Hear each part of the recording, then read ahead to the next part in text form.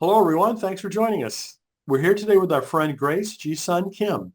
Grace received her PhD from the University of Toronto and is professor of theology at Earlham School of Religion. She's the author or editor of over 20 books, including Surviving God, Spirit Life, and Invisible. Her new book, When God Became White, Dismantling Whiteness for a More Just Christianity, releases on May 7th. Grace is the host of Madang podcast, which holds conversations on Christianity, religion, and culture, hosted by Christian Century Magazine. Grace was included in the Englewood Review of Books list of 10 important women theologians that you should be reading. And Erdman's included her in 5 great women scholars and their books. She's also one of the top 10 writers shaping our movement, put together by Center of Progressive Renewal. And Grace has spoken at our writers' conferences and at the Wild Goose Festival, as well as many other venues. She's an ordained minister within the PCUSA. And you can learn lots more about Grace at gracejisunkim.wordpress.com. So Grace, great to see you again. Congratulations on all of your amazing work, and thanks for joining us. Oh, thank you so much, Brian, for having me back. It's a joy always to speak with you. So thank you for having me back to talk about my newest No, it's my pleasure. topic. We've done several of these book launch interviews, and I really have a lot of respect for your work, and I'm glad to see it continuing relatively fervently as we discussed this spring. Since 2 It's books. been a very busy spring. So, what else would you like people to know about you than what I just kind of briefly touched on there? Oh, you said too much about me, so thank you so much for making me sound so wonderful. Well, you are. So you've written all kinds of great books, and you're a voice that I feel needs to be heard more from. So glad that you're continuing to be prolific in your writing. Oh, thank you so much. I appreciate it. So there's kind of 2 things we'd like to discuss today. First is obviously the book. As I mentioned, the title is When God Became White, Dismantling Whiteness for a More Just Christianity. So how did that book come about? Um, it was a sudden thought that I had. The other ones, I'm mulling over it for years. I think this is the quickest book I wrote. I think I Wow. wrote it in like 8 months, just the writing part. And then, Mhm. the publisher takes so long. So, because other books, they take me years because I'm just kind of going through it. But this one was fast because I'm always dealing with so many problems around me, the context that I'm living in.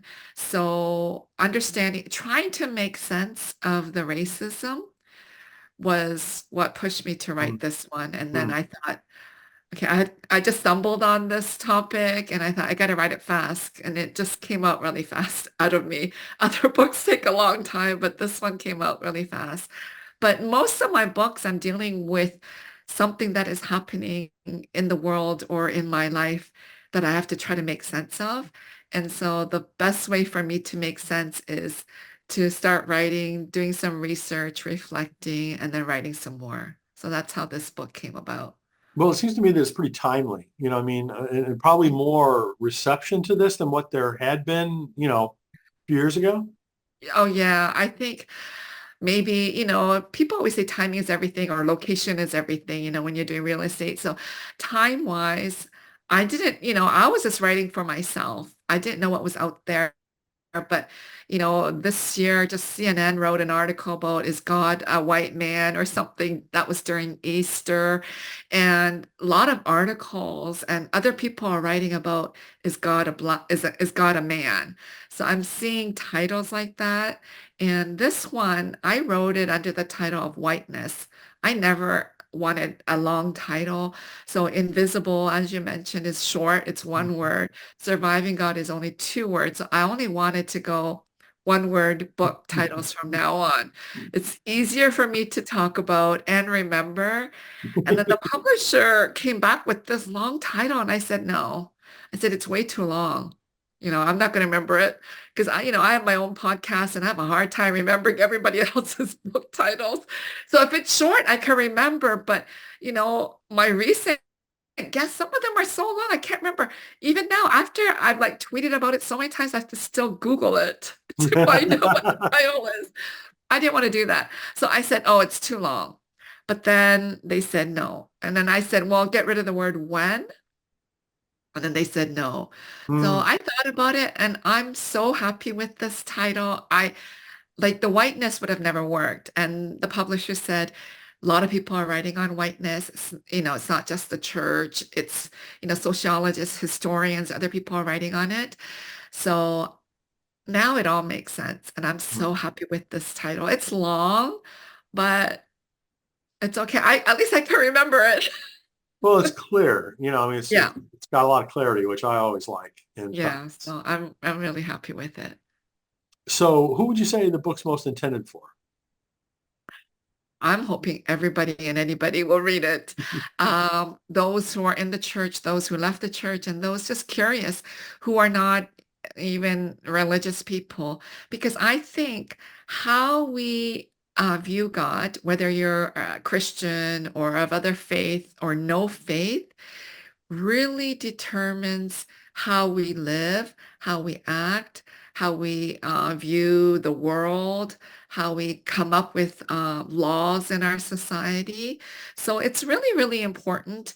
So whether you believe or not, it really affects us. So that's why I'm hoping for a wide audience that those who are struggling with the Christian faith will also come to read it, and people of color, white people, immigrants, and I want it to be translated. None of my books have been translated into another language. You would think that Koreans would have translated it, but Yeah, no, I know none of them. So I'm hoping somebody will translate this into different languages. On social media, they're asking, is it in Spanish? And I said no. So I'm hoping that it'll be translated into different languages. especially Invisible as an Yeah, example. I know. How can that not be in Korean?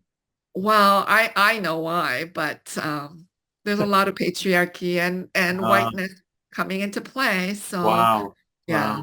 Well, hopefully someday that'll be overcome. But Yeah. And then one person would just translate all of them.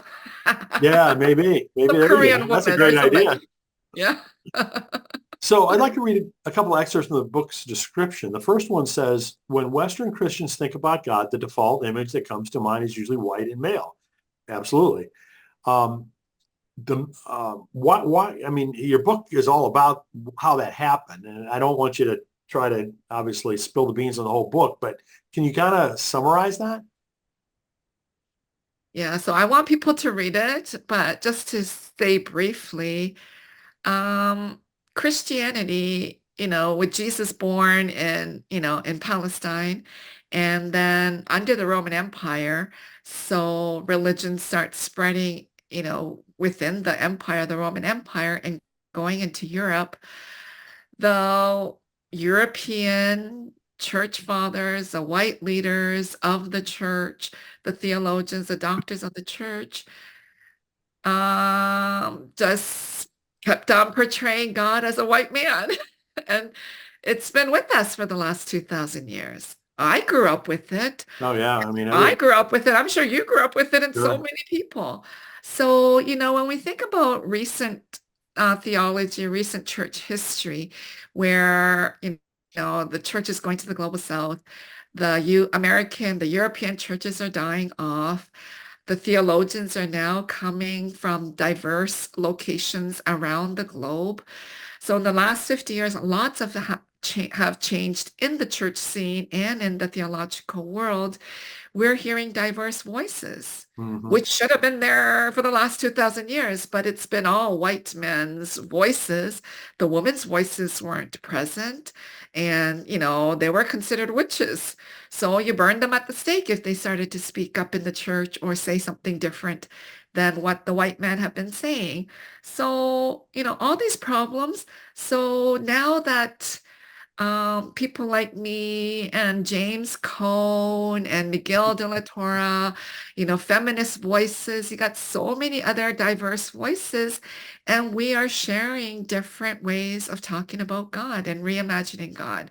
So I'm hoping that the rest of the world will listen to us. Well, even just in the short time that I've been involved in the Christian publishing arena, I've seen a difference. I've seen more openness to that than what I did originally. So it's good to see. There's still a Yeah, long ways to I'm go, happy to see but too. you know. So also from the book description, it says the myth of the white male god has had a devastating effect as it enabled Christianity to have a profoundly colonialist posture across the globe. So in the book, do you describe some of these effects? Yeah, you know, this understanding of a white male God, so this missiology of whiteness gets carried as missionaries went to different parts of the world.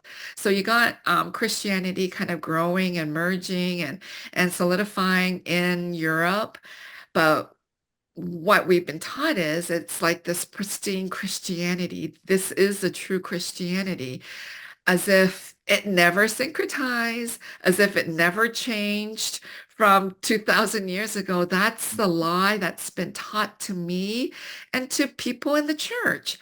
And we forget, when we celebrate Easter, it's from a pagan practice. The dating of it and what we do, and even the naming of Easter, that's not in the Bible.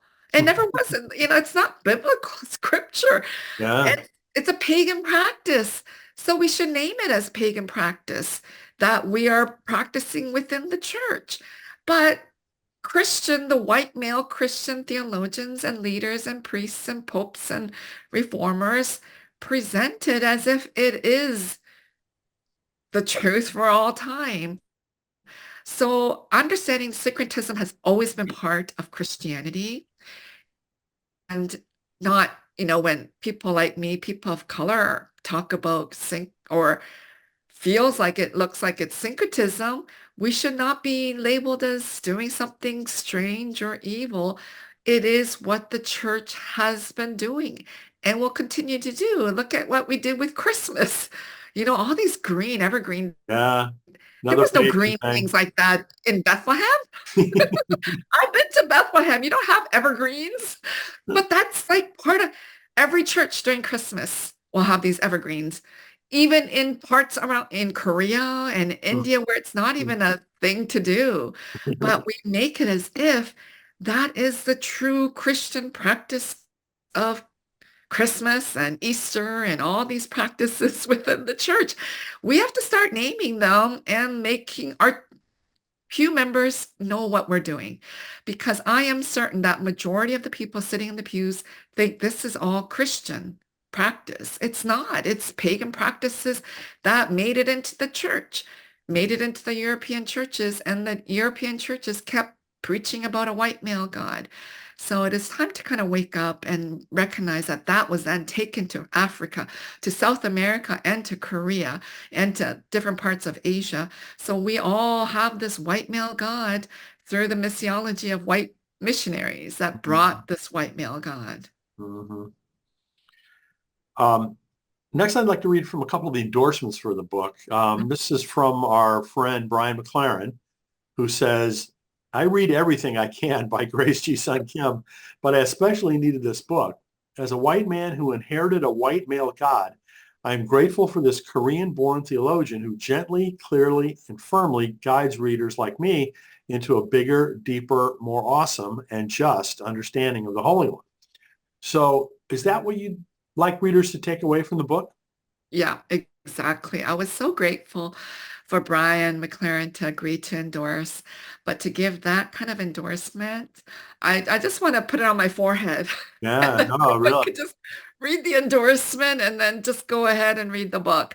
Because I'm so grateful for how he has kind of um, summarized what I was trying to do. And then him as a white male, kind of this progressive leader, within Christianity, to make that big statement is so helpful. And I'm just honored and happy that he reads as much as he can about my books. Because you publish a book and you think, who's going to read it? And I want as many people to read it. It's hard for these like the highly researched research books, which I have in between all these other books. They're harder to read by just regular people in the pews or just regular people in society. But the last few, this one, Surviving God, Invisible, I'm hoping that more and more people will read. So I'm just glad that Brian McLaren is reading my books. Well, he's so generous with, Yeah, his endorsements and his work and, yeah, trying to lift up marginalized voices. And yeah.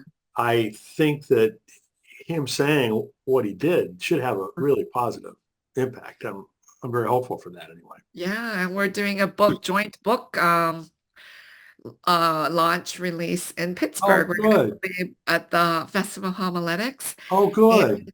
yeah, so my book comes out May 4th, May 7th.